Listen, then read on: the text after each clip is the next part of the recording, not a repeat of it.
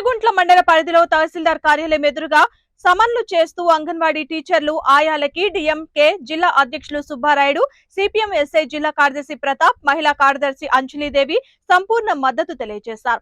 ఈ సందర్భంగా వారు మాట్లాడుతూ అంగన్వాడీ సమస్యలను ఎన్నికలకు ముందు హామీలు ఇచ్చారని, ఆ సమస్యలను పరిష్కరిస్తారని, జరిగిన 4 ఏళ్లు అవుతున్న అంగన్వాడీ టీచర్లకు సమస్యలు పరిష్కరించడం లేదని, జగన్మోహన్ రెడ్డి ప్రభుత్వం పూర్తిగా విఫలమైందని, అంగన్వాడీలను మోసం చేసిందని, వైసీపీ ప్రభుత్వానికి కనీస వేతనం ఇవ్వకుండా రేషన్ కార్డు లేకుండా చేయడం చాలా దుర్మార్గమని అన్నారు.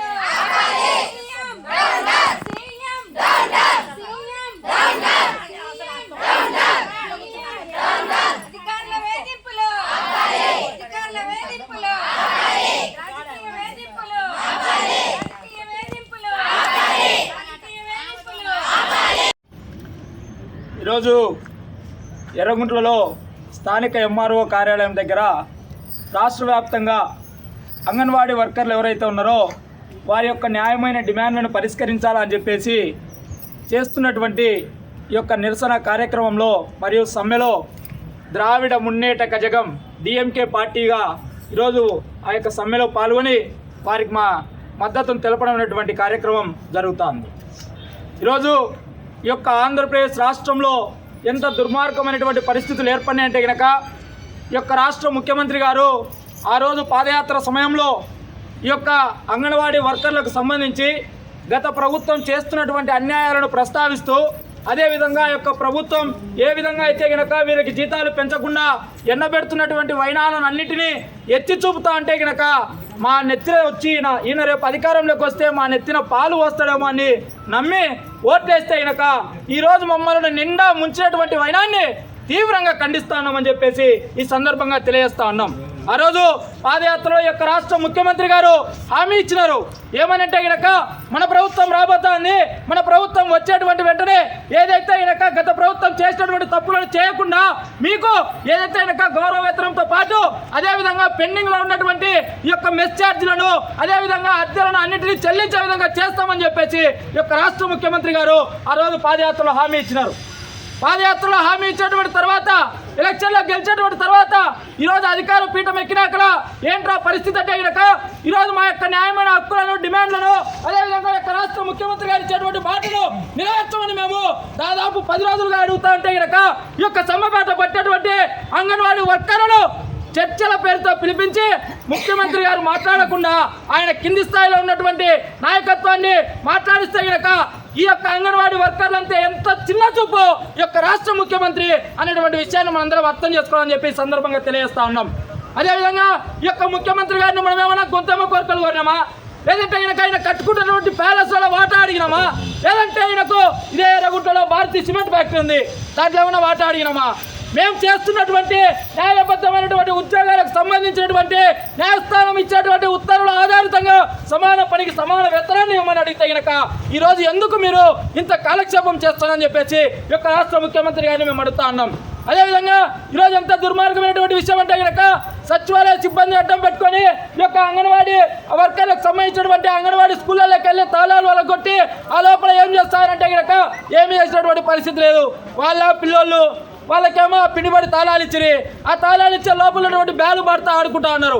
అదేదో రోడ్ల మీద ఉన్నటువంటి మాకు న్యాయమైన డిమాండ్లను పరిష్కరించాక చిన్నపిల్లలకు మేము పెట్టుకుంటాం కదా, ఆ మాత్రం కనికరం లేదా, ఆ మాత్రం ఇంగిత జ్ఞానం లేదా ఈ యొక్క రాష్ట్ర ముఖ్యమంత్రికి అని చెప్పేసి మేము అడుగుతా ఉన్నాం.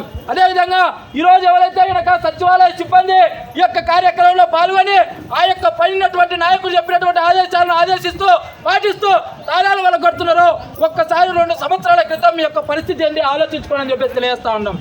మీరు ఈ యొక్క ముఖ్యమంత్రి ఎన్నికల్లో ఇచ్చినటువంటి హామీ ప్రకారం మిమ్మల్ని రెగ్యులరైజ్ చేయకుండా ఉంటే కనుక కనీసం రోడ్డు మీదకి వచ్చి ధర్నా చేయనటువంటి దత్తమ్మలు ఈ రోజు మీరు ఆ యొక్క బల్ల తాళాలు పలగొడితే కనుక చూస్తూ ఊరుకునేటువంటి ప్రసక్తి లేదని చెప్పేసి ఈ యొక్క ధర్నాముఖంగా ఈ యొక్క సచివాలయ సిబ్బందిని, రాష్ట్ర ప్రభుత్వాన్ని హెచ్చరిస్తా ఉన్నాం. అదేవిధంగా ఈ యొక్క ఆశా వర్కర్లకు సంబంధించినటువంటి పోరాటం ఈ రోజుది కాదు, గడిచేటువంటి ప్రభుత్వాలు మా యొక్క అంగన్వాడీ వర్కర్ల పైన గుర్రాలు దొక్కించారు, బాత్సోయిని ప్రయోగించారు, లాఠీలు తుట్టాలు అన్ని చూపించారు. మా యొక్క హక్కులను ఏ రోజు దిగజార్చుకునేందుకు మేము వెనకడు వేయలేదు.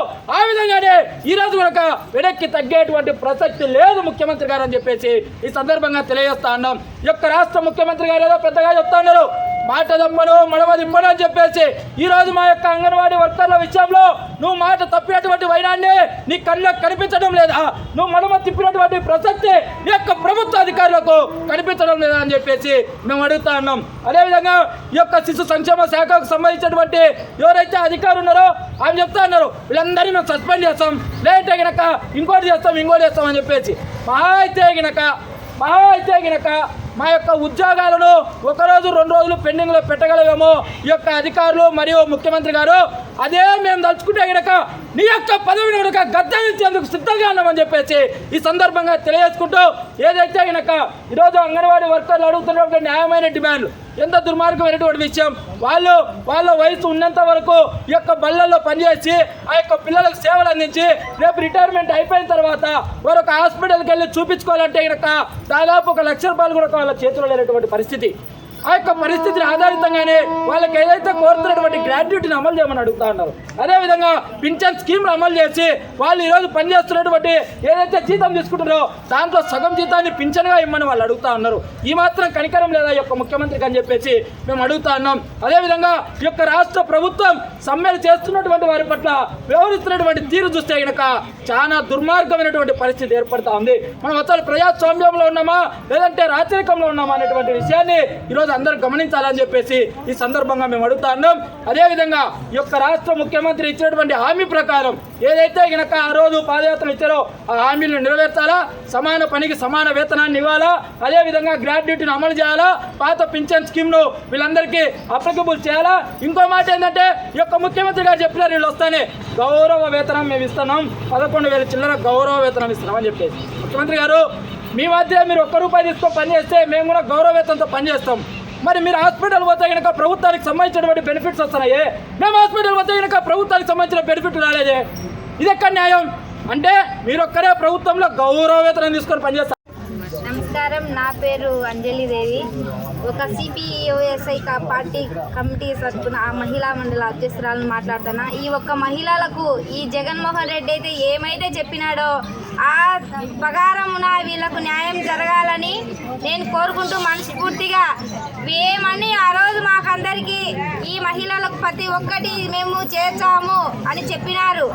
ఈరోజు అది ఏ విధంగా ఎక్కడ పోయింది, ఆ న్యాయం ఏం జరుగుతుంది? ఈ జగన్మోహన్ రెడ్డి ఈ పరిపాలనలో ఇలాంటి మహిళల ఇబ్బందులు ఎవరు ఎదుర్కోవాలా అని మేము కోరుకునేది ఏమంటే మా ఒక్క మహిళలకు చేసే ధర్నాలకు మీరు న్యాయం చేయాలని మేము కోరుకుంటున్నాం మనస్ఫూర్తిగా. జగన్మోహన్ రెడ్డి ఎక్కడున్నా దయచేసి విను, ఈ మహిళలు చేసే ప్రతి ఒక్క ధర్నాన్ని మీరు చూడండి, చూసి వీళ్ళకి న్యాయం చేయాలని మేము కోరుకుంటున్నాం. ఈరోజు ఈ రోడ్డున పడి ఈ పరిస్థితికి ఎవరు కారణం? మీరు తప్పకోకుండా వీళ్ళకి న్యాయం చేయాలి. నా తరఫున నేను వీళ్ళకి మద్దతు పలుకుతున్నాను.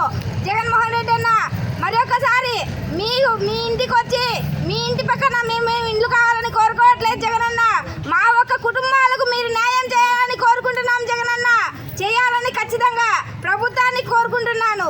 ఈ మహిళగా మరొకసారి ధన్యవాదాలు చెప్తున్నాను. ఇండియా సంయుక్త రాష్ట్రాల కమ్యూనిస్ట్ పార్టీ జిల్లా కార్యదర్శిని.